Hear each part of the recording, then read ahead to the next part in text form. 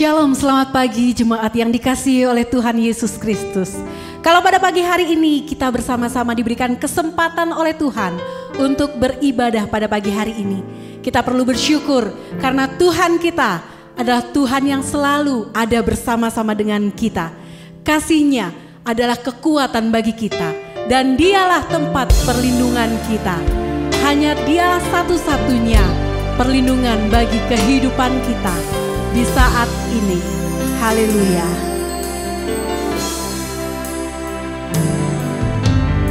Engkaulah kekuatanku,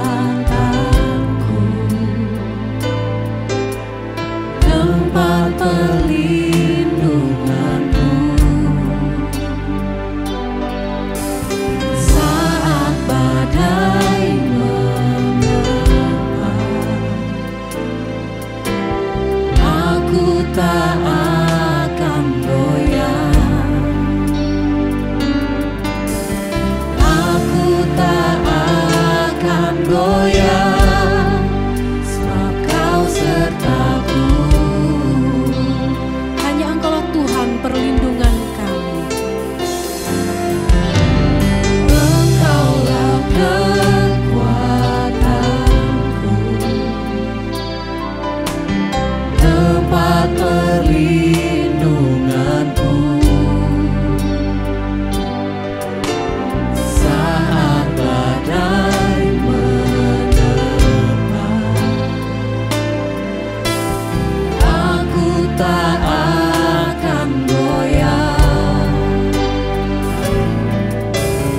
Aku tak akan goyah, sebab Kau sertaku.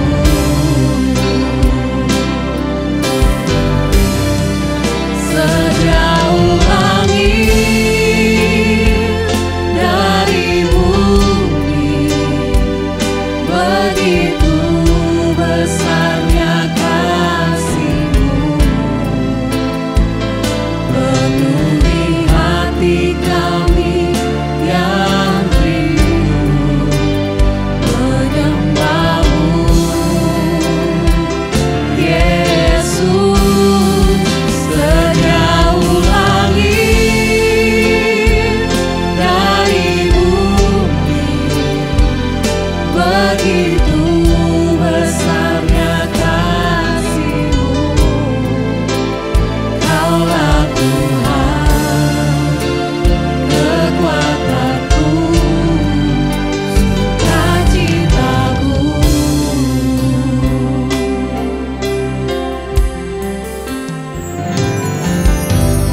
Engkaulah kekuatanku,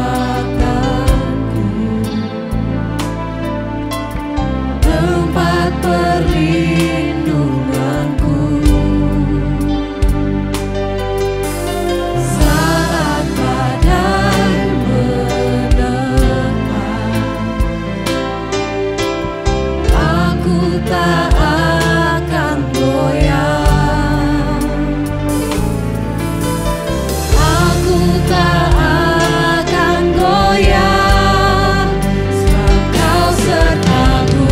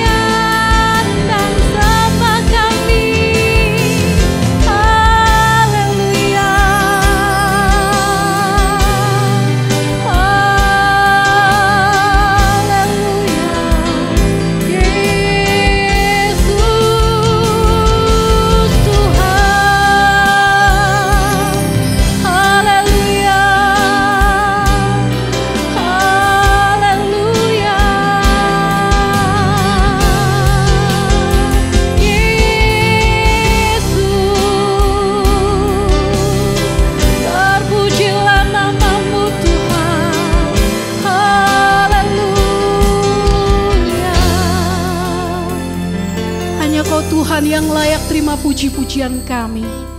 Hanya Engkau Tuhan yang layak terima sembah kami. Hanya Engkaulah Tuhan satu-satunya perlindungan dalam kehidupan kami. Karena itu Tuhan, pagi hari ini kami rindu memuji, membesarkan nama-Mu. Kami rindu Tuhan menaikkan puji-pujian kami di hadapan-Mu Tuhan. Hadirlah Engkau di dalam ibadah kami pada pagi hari ini. Di dalam nama Tuhan Yesus Kristus kami mulaikan ibadah kami. Amin. Kita memiliki Allah yang hebat dan luar biasa. Amin. Allah kita berkuasa di bumi dan di surga.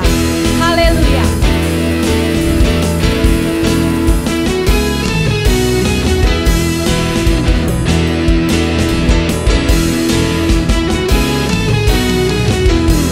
Berkuasa di bumi di surga, bertata dalam kemuliaan. Oh, Dialah Tuhan Allah kita, namanya berkuasa, pembebas umatnya. Betapa hebat, betapa Tuhan, dahsyatnya Allah kita. Dia berjaya atas semua perbuatannya. Betapa hebat, betapa Tuhan, dahsyatnya Allah kita. Dia ternama Yesus, Raja segala raja, Tuhan Allah kita.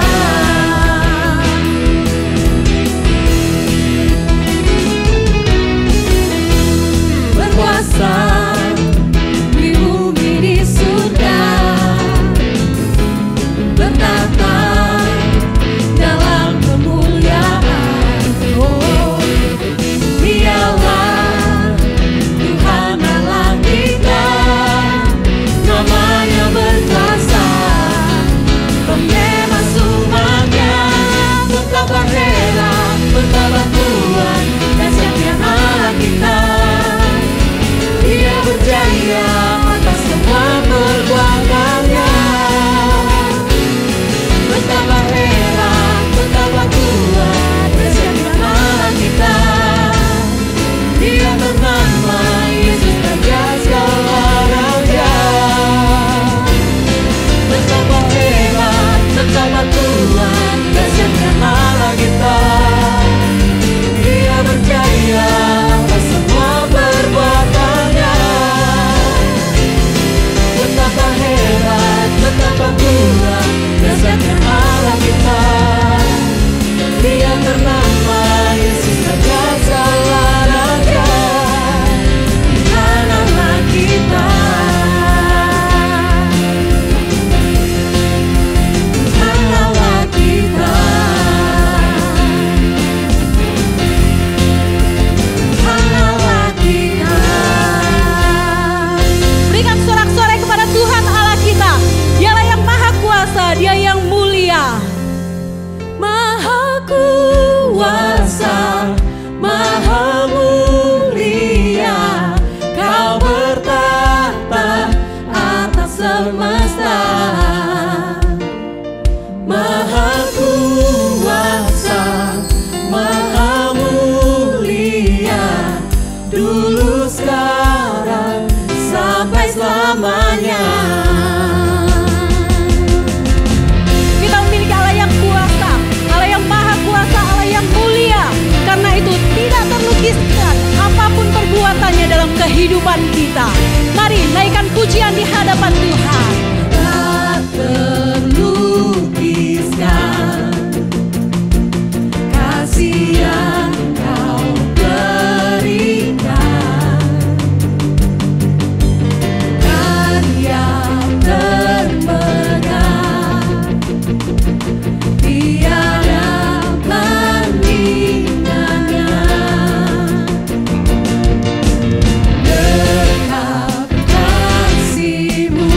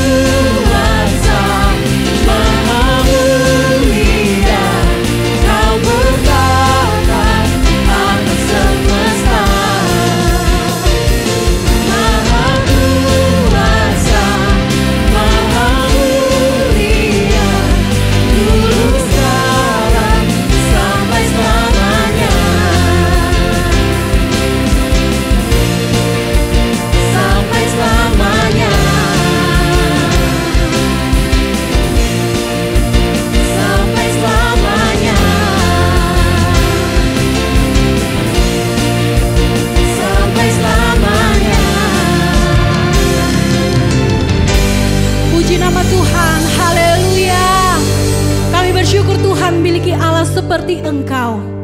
Kami mau menyiapkan hati kami, kami mau menyiapkan jiwa kami, kami mau menyiapkan pikiran kami untuk kami menerima firman-Mu Tuhan pada pagi hari ini.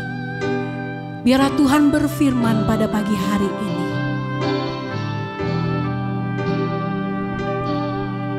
Engkau ada bersamaku di setiap musim hidupku. Tak pernah Kau biarkan ku sendiri.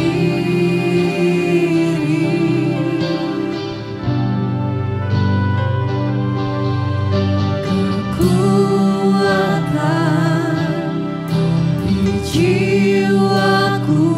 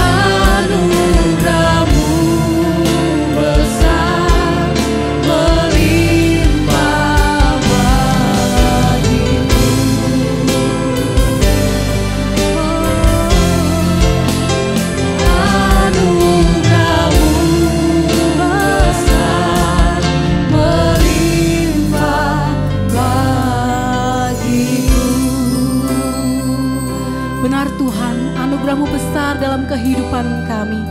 Kami bersyukur Tuhan, kami bersyukur untuk setiap anugerah yang telah Kau berikan kepada kami Tuhan.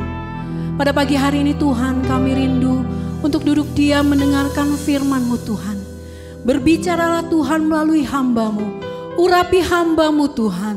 Biarlah firman ini boleh tertanam dalam hati kami dan boleh kami lakukan dalam kehidupan kami sehari-hari dan boleh berbuah-buah dalam kehidupan kami. Terima kasih Bapa, kami siap mendengarkan firman-Mu. Di dalam nama Tuhan Yesus Kristus.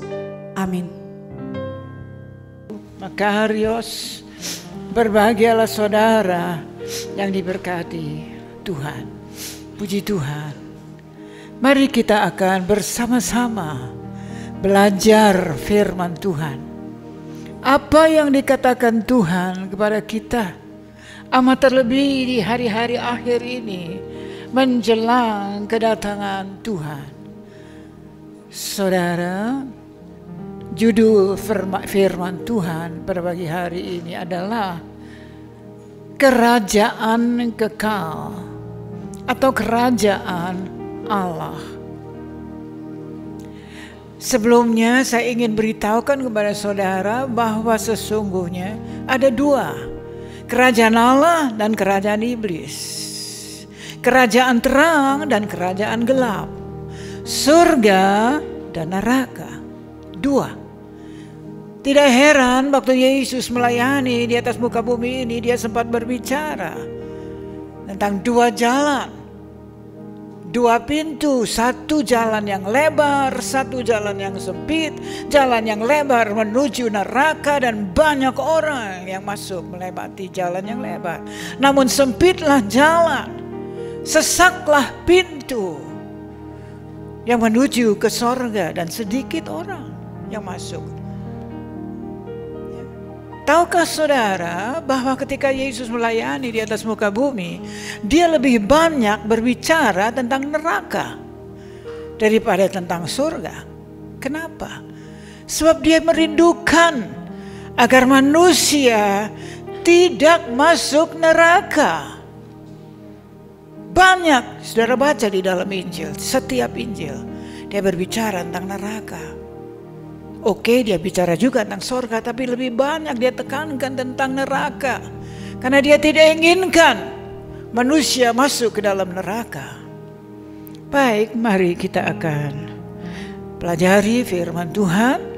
Saya mengawali dengan sebuah nubuatan tentang Yesus, kelahiran Yesus yang adalah Raja Damai. Kita bisa baca itu di dalam Yesaya pasal yang ke-9, ayat yang ke-5 dan ayat yang ke-6. Dan nubuatan ini disampaikan oleh Nabi Yesaya 700 tahun sebelum Yesus lahir. 700 tahun sebelum Yesus lahir. Mari kita baca bersama-sama.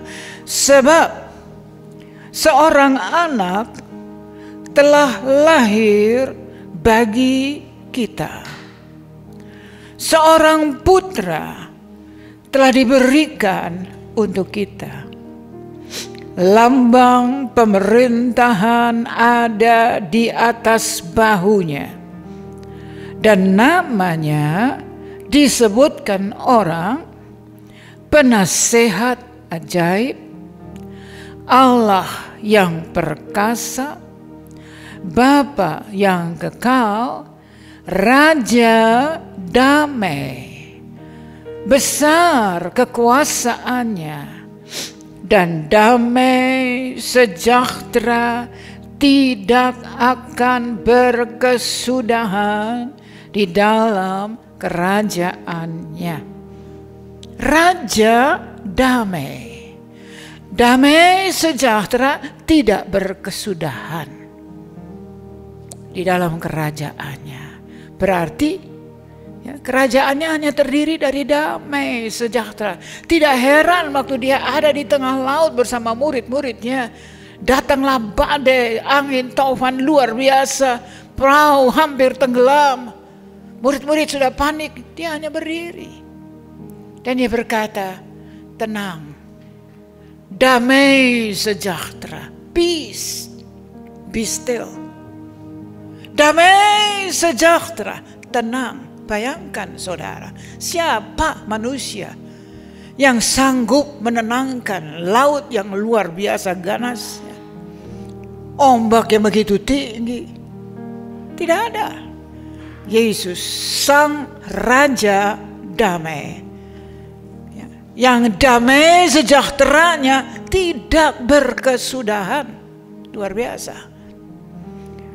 Tidak heran saudara, Rasul Paulus di dalam suratan Roma, kita tidak akan baca, pasal yang ke-14 ayat 17, sempat berkata demikian, kerajaan Allah itu bukan soal makan dan minum.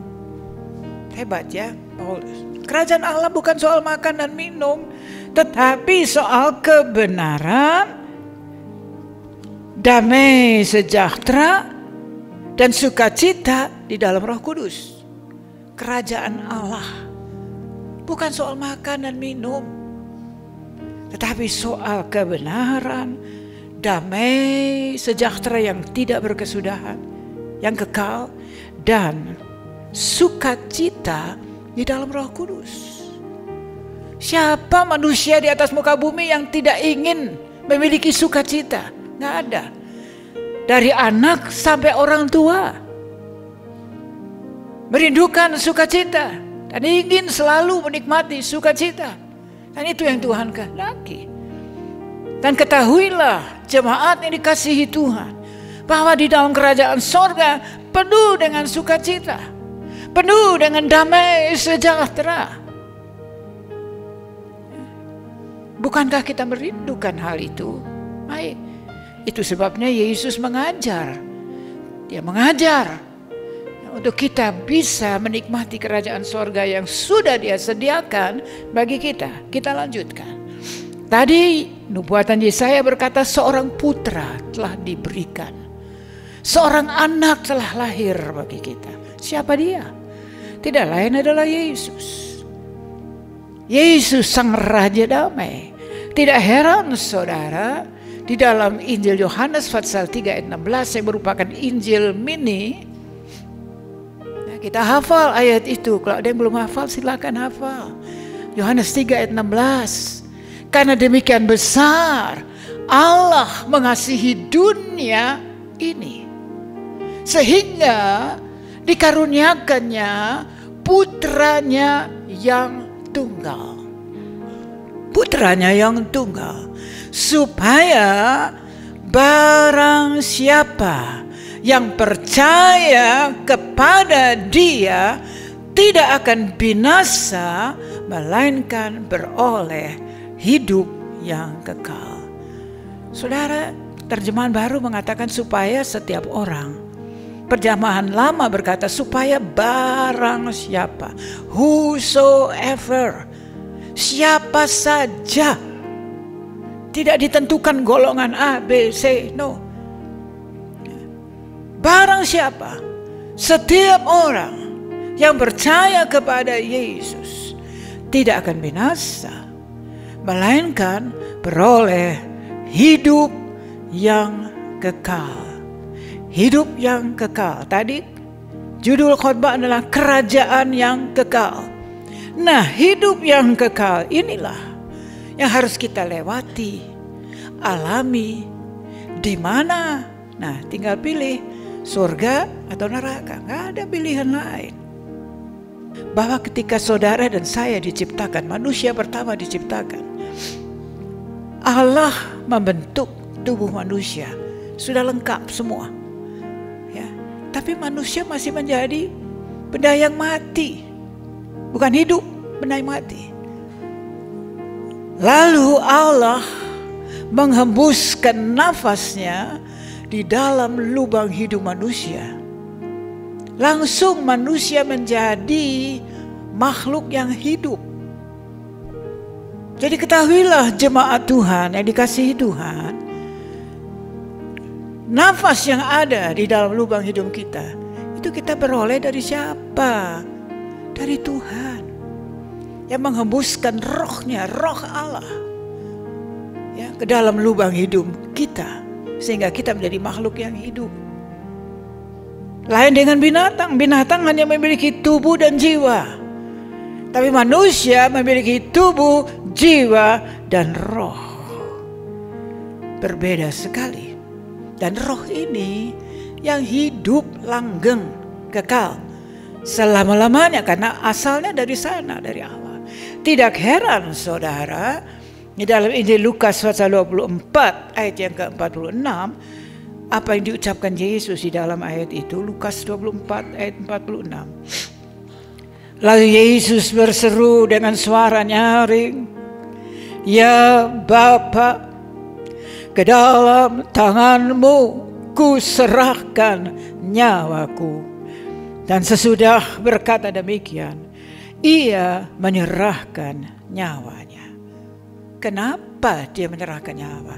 Karena Yesus ketika lahir ke dalam dunia, dia 100% manusia, 100% Allah.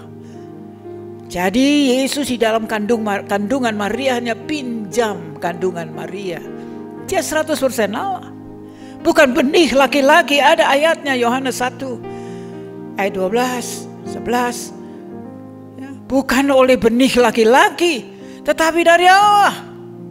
Itu sebabnya dia 100% Allah, 100% manusia. Dan ketika dia mati tergantung di kayu salib, sebelum dia menghembuskan nafas yang terakhir, inilah doanya.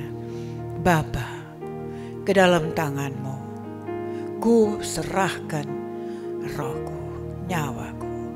Ini saudara, roh yang ada di dalam kita, yang sifatnya kekal. Ini dari Allah. Kita kembalikan. Pak Yesus sendiri berkata, ke dalam tangan-Mu aku menyerahkan nyawaku. Lalu sekarang mari kita belajar di dalam perjanjian lama, apa yang dikatakan di dalam Daniel pasal 2 ayat yang ke-44. Daniel 2 ayat 44. Tetapi pada zaman raja-raja, Allah semesta langit akan mendirikan suatu kerajaan yang tidak akan binasa sampai selama-lamanya. Dan kekuasaan tidak akan beralih lagi kepada bangsa lain. Kerajaan itu akan meremukkan segala kerajaan dan menghabisinya. Tetapi kerajaan itu sendiri akan tetap untuk selama-lamanya. Patung dalam mimpi Raja Nebukadnezar. Kalau saudara baca terus pasal 2 ini, Raja Nebukadnezar yang gagah perkasa bermimpi sebuah patung, kepala dari emas, dada dari perak, langsung lengan paha dari tembaga, merosot ya, emas, perak, tembaga, lalu 10 jari kaki, besi dan tanah liat. Mana mungkin besi dan tanah liat bercampur jadi satu? Memang gak mungkin. Nah ini nanti akhir zaman ini saudara. Terakhir 10 jari kaki, besi dan tanah liat. Gak ada harganya. Sebelum kerajaan Allah. Lalu apa yang terjadi?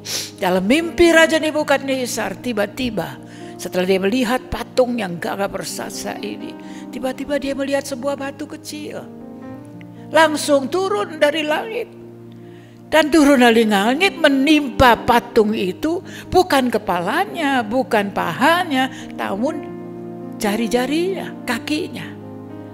Dan setelah menimpa kaki dari patung itu, hancurlah patung itu. Tetapi batu yang kecil itu langsung berubah menjadi batu yang besar. Batu yang begitu besar dan memenuhi seluruh bumi. Siapa batu kecil itu? Tidak lain daripada Yesus Kristus.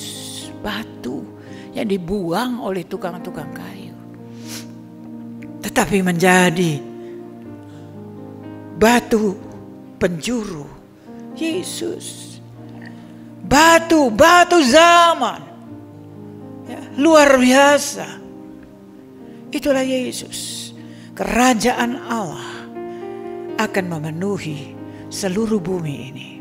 Percaya atau tidak, tapi itu yang akan terjadi. Itu yang sudah dinubuatkan di dalam Alkitab. Menjadi batu yang besar, menjadi sebuah gunung yang besar yang memenuhi seluruh dunia, seluruh bumi. Lanjut pada Lukas pasal 1 ayat 33. Waktu sebelum Yesus lahir, apa yang dikatakan malaikat kepada Maria? Malaikat itu berkata, dan ia akan menjadi raja atas kaum keturunan Yakub sampai selama-lamanya, dan kerajaannya tidak akan berkesudahan. Luar biasa.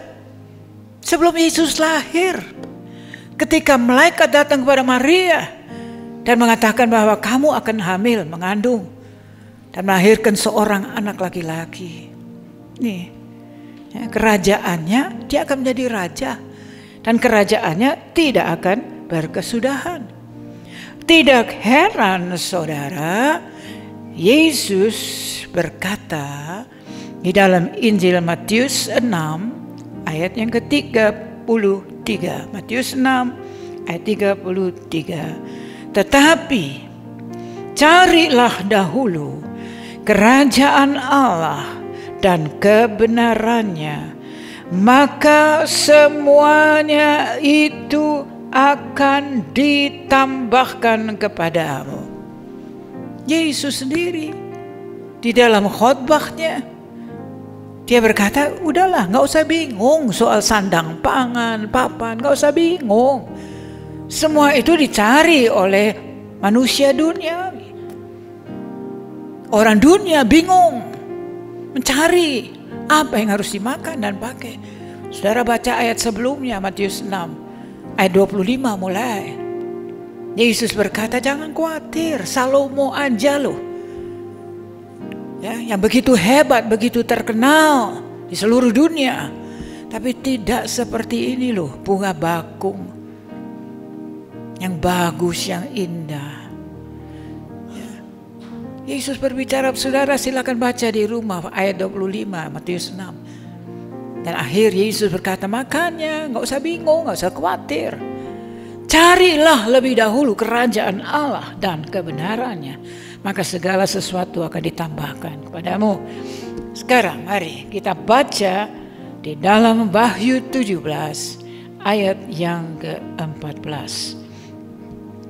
Wahyu 17 ayat yang ke-14. Mereka akan berperang melawan anak domba, tetapi anak domba mengalahkan mereka, karena ia adalah Tuan di atas segala tuan dan Raja di atas segala raja. Mereka bersama-sama dengan dia juga akan menang, yaitu mereka yang terpanggil, yang telah dipilih, dan yang setia. Dipanggil, dipilih, dan setia. Nah, ini penting. Saudara kita semua, saudara dan saya sudah dipanggil oleh Tuhan. Kita dipilih. Kita belajar dalam doa pagi, kita dikhususkan, dipisahkan, diselamatkan. Ya, dipilih, dipisahkan, dipanggil. Tapi kita juga harus setia. Kalau nggak setia, ya itu yang terjadi bagi kita. Apa yang Yesus katakan, banyak yang dipanggil, sedikit yang dipilih. Kenapa nggak dipilih? Karena nggak setia. Begitu kan? Jadi kita ini dipanggil, dipilih, tapi kita dari pihak kita harus setia. Allah tidak bisa memaksa kita untuk menjadi setia. Kamu setia ya, tiap minggu datang ya, tiap doa pagi datang ya. Nggak mungkin, Allah nggak bisa memaksa. Itu harus datang dari diri kita. Kita mau setia, enggak. Ya. Kemudian sebuah ayat lagi yang terdapat di dalam Injil Matius pasal 25 ayat 34. Dan raja itu akan berkata kepada mereka yang di sebelah kanannya, mari, hai kamu yang diberkati oleh Bapakku, terimalah kerajaan yang telah disediakan bagimu sejak dunia dijadikan. Kerajaan yang disediakan oleh Allah bagi siapa? Bagimu dan bagiku. Ini ucapan Yesus. Bukan manusia, bukan tokoh agama, bukan pendeta. Yesus berkata kerajaan yang sudah disediakan bagimu sejak dunia dijadikan. Mula pertama Allah menciptakan manusia, Allah sudah menyediakan tempat yang luar biasa. Surga yang mulia, Taman Firdaus yang mulia. Tapi sayang amat, manusia melawan, tidak taatlah. Udah dikasih tahu tidak boleh ya, jangan makan. Langgar aja, langsung mereka makan, tidak taat, akibatnya ya begitulah, langsung kematian merajalela, maut, kematian masuk ke dalam dunia. Dan sampai sekarang maut merajalela. Kenapa? Nggak taat orang tua kita yang pertama, Adam dan Hawa. Tidak heran saudara, kembali di dalam kitab Ibrani kita baca Ibrani 12 ayat 28. Ibrani 12 ayat 28. Jadi karena kita menerima kerajaan yang tidak tergoncangkan, marilah kita mengucap syukur dan beribadah kepada Allah menurut cara yang berkenan kepadanya dengan hormat dan takut. Saya baca ayat ini dan membaca kalimat, mari kita beribadah dengan cara yang berkenan kepadanya. Berarti saya langsung mikir, berarti ada cara ibadah yang tidak berkenan. Mari kita saudara berhati-hati. Bagaimana? Apa kita beribadah kepada Tuhan dengan cara yang berkenan kepadanya, dengan hormat dan takut. Beribadah penting. Tidak heran juga di dalam Ibrani pasal yang buku yang sama, kita tidak perlu baca. Ibrani 10 ayat 25 di sana dikatakan, jangan tinggalkan perhimpunan bersama-sama, jangan tinggalkan ibadah, melainkan makin setia. Ya, makin rajin mengingat hari kedatangan Tuhan sudah makin dekat. Makin setia. Jangan tinggalkan ibadah. Kasihan mereka yang meninggalkan ibadah. Ya, kasihan mereka yang tinggalkan ibadah hanya karena hal ini, hal itu. Ya, berbahagialah saudara yang masih setia tetap beribadah kepada Tuhan. Amin. Baik saudara, mari sekarang kita baca apa yang dikatakan lagi di dalam Injil Matius pasal 18 ayat 8. Matius 18 ayat 8, ucapan Yesus kembali. Jika tanganmu atau kakimu menyesatkan engkau, penggallah dan buanglah itu. Karena lebih baik bagimu masuk ke dalam hidup dengan tangan kudung atau timpang daripada dengan utuh kedua tangan dan kedua kakimu dicampakkan ke dalam api yang kekal. Yesus sendiri yang berkata, bukan saya. Lebih baik dengan tubuh yang cacat tapi masuk surga, daripada tubuh yang lengkap bagus tapi masuk neraka, masuk ke dalam api yang kekal. Neraka itu apinya kekal, gak padam-padam ya. Makanya Yesus banyak berbicara tentang neraka. Dia tidak mau kita masuk ke dalam neraka. Lanjut di dalam Matius pasal 25 ayat yang ke-41. Dan ia akan berkata juga kepada mereka yang di sebelah kirinya, enyahlah dari hadapanku, hai kamu orang-orang terkutuk, enyahlah ke dalam api yang kekal, yang telah sedia untuk iblis dan malaikat-malaikatnya. Jadi neraka bukan disediakan bagi saudara, bagi iblis dan malaikat-malaikatnya. Jadi kalau ada manusia yang masuk neraka itu pilihannya sendiri. Seperti dari awal khotbah tadi, mereka yang mau lewat jalan lebar, gak mau melalui jalan sempit. Akibatnya masuk neraka, pilihan sendiri. Yesus sudah sediakan semua, tinggal kita berjalan. Bukankah Yesus sempat berkata dalam Injil Yohanes 8 ayat 12, Aku adalah terang dunia.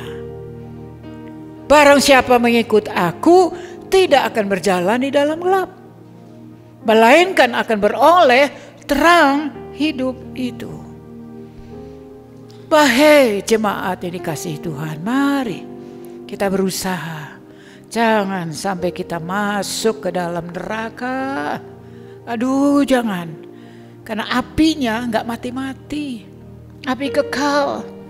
Mari kita selanjutnya membaca lagi di dalam Injil Matius pasal 25 ayat yang ke-30. Apa yang dikatakan demikian? Di dalam ayat itu demikianlah.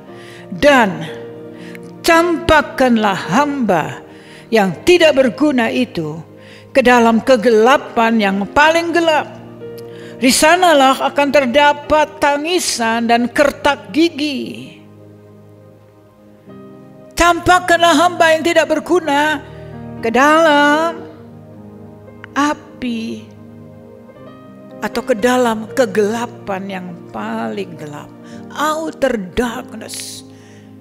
Saya sempat membaca sebuah buku, dikatakan saudara ada beberapa pemuda yang waktu diajak, ayo terima Tuhan, mereka berkata nggak apa-apa, nggak apa-apa, ya masuk neraka pun nggak apa-apa, ya pokoknya di sana bisa ketemu para artis katanya, artis yang bunuh diri, ya mereka bilang nggak apa-apa, senang masuk neraka, banyak teman, ada banyak artis di situ, siapa bilang? Tidak mungkin mereka akan bisa lihat artis-artis yang lain. Kenapa? Lawon gelap yang pekat. Neraka itu gelap. Gelap yang luar biasa. Ya kita sendirian di dalam gelap itu. Gak bisa lihat siapa-siapa. Hanya kita kepanasan sampai kertak gigi. Saking sakitnya. Gak bisa lihat siapapun. Kerajaannya gelap. Neraka itu gelap. Apinya gak padam. Siapa yang mau di situ? Tidak heran saudara di dalam ayat yang ke-46 di dalam pasal yang sama di sana dikatakan dan mereka ini akan masuk ke dalam siksaan yang kekal, tetapi orang benar ke dalam hidup yang kekal. Siksaan yang kekal di dalam neraka yang kekal. Ya, jadi kerajaan yang kekal, kerajaan terang, kerajaan surga. Kerajaan iblis, neraka yang gelap dan yang sangat tersiksa.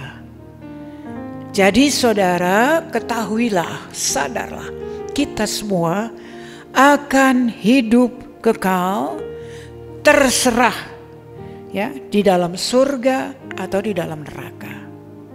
Itu adalah pilihan kita. Hidup kekal di dalam surga atau di dalam neraka. Tergantung pada pribadi kita masing-masing. Kita lanjutkan sekarang. Wahyu pasal 14 ayat 11. Wahyu 14 ayat 11.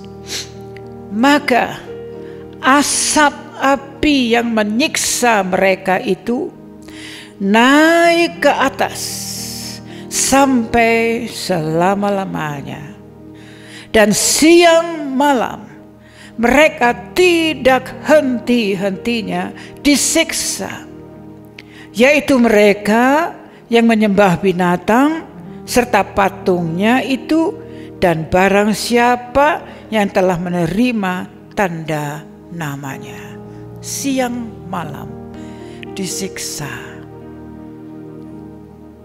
Disiksa oleh siapa? Ya iblis, bukan Allah loh. Allah tidak sediakan neraka bagi manusia. Dia sediakan kerajaan. Tinggal kita yang milih mau mana, surga atau neraka. Nggak ada lain, hanya dua tempat. Kerajaan surga dan kerajaan iblis. Surga, kerajaan Allah dan kerajaan iblis, surga atau neraka. Sekarang kita baca di dalam kitab Wahyu, Pasal 20 ayat 10. Wahyu 20 ayat 10. Dan iblis yang menyesatkan mereka dilemparkan ke dalam lautan api dan belerang, yaitu tempat binatang dan nabi palsu itu, dan mereka disiksa siang malam sampai selama-lamanya. Jelas ya, ayat ini berkata iblis yang menyesatkan mereka. Siapa mereka? Manusia yang mau disesatkan oleh iblis. Akibatnya masuk neraka, disiksa siang dan malam. Lautan api yang menyala, ya, ngeri sekali. Lautan api, bukan api yang kecil. Lautan api. Betapa berbeda dengan kerajaan sorga, kerajaan terang, penuh dengan damai sejahtera. Terakhir kita baca di dalam kitab Wahyu, pasal yang ke-21 ayat yang ke-8. Demikian firman Allah, Wahyu 21 ayat 8. Tetapi orang penakut, orang-orang yang tidak percaya, orang-orang keji, orang-orang pembunuh, orang-orang sundal, tukang-tukang sihir, penyembah-penyembah berhala, dan semua pendusta, mereka akan mendapat bagian mereka di dalam lautan yang menyala-nyala oleh api dan belerang. Inilah kematian yang kedua. Firman Allah, bukan khotbah saya, saudara. Firman Allah. Lautan api yang menyala-nyala, ya, dengan api dan belerang. Lalu perhatikan, firman Allah berkata, inilah kematian yang kedua. Jadi saudara, jangan percaya istilah, ya, habis mati, habis perkara. No, tidak benar istilah itu. Siapa bilang habis mati, habis perkara? Makanya banyak orang bunuh diri. Ya, dipikir, udah mati, habis perkara, habis mati, habis perkara. No, tidak. Siapa bilang? Setelah kematian ada kebangkitan. Ya, jadi ada kebangkitan bagi orang-orang yang percaya. Keluarga saudara yang sudah meninggal, yang sudah kenal Tuhan, walaupun sudah mati, nanti akan tiba harinya mereka dibangkitkan. Untuk apa dibangkitkan? Untuk menikmati surga. Tapi ini orang-orang yang main enak aja, bunuh diri, dikira habis mati, habis perkara. Oh, mereka juga akan dibangkitkan untuk menikmati hidup yang kekal. Tapi bukan di surga, tapi di neraka. Nah, ngeri bukan? Hidup yang kekal, tetapi bukan di dalam surga, namun di dalam neraka. Api yang kekal, lautan api yang menyala, gelap sekali, nggak bisa lihat apa-apa. Siapa mau? Ngeri sekali. Makanya Yesus begitu banyak berbicara tentang neraka, karena dia tidak mau manusia masuk dalam neraka. Berbahagialah saudara dan saya yang boleh mengenal Yesus, yang taat kepadanya. Tuhan akan memberikan saudara pahala yang luar biasa, menikmati surga yang kekal. Amin. Mari kita masuk di dalam doa. Haleluya, haleluya. Renungkan firman Allah. Mari kita berkata, Tuhan tolong aku, agar kami boleh setia berbakti kepada-Mu ya Tuhan. Terima kasih Tuhan, terima kasih untuk pribadi-Mu, untuk korban-Mu di kayu salib bagi kami. Haleluya, haleluya, haleluya. Yesus disanjung, Yesus disanjung, Yesus disanjung tinggi.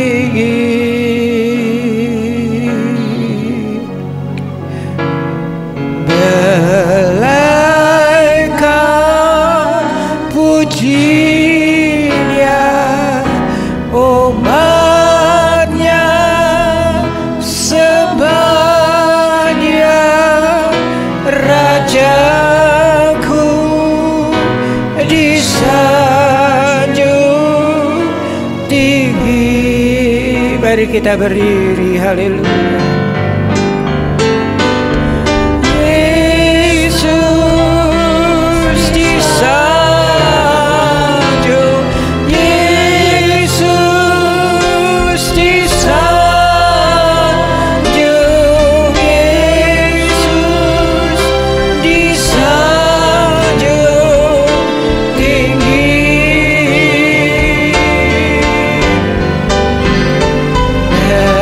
Belaikan puji Dia, umatnya sebanyak Rajaku disanjung tinggi. Malaikat puji Dia, malaikat puji Dia, umatnya sebanyak Rajaku disanjung tinggi. Haleluya. Kaulah Raja Kaulah yang besar, ajaib dan mulia. Kau Yesus yang sanggup membuatku terpesona. Segala pujian bagi-Mu ya Tuhan. Hanya Kau yang layak kuagungkan. Hanya Kau yang layak kuagungkan. Hanya Kau yang layak kuagungkan.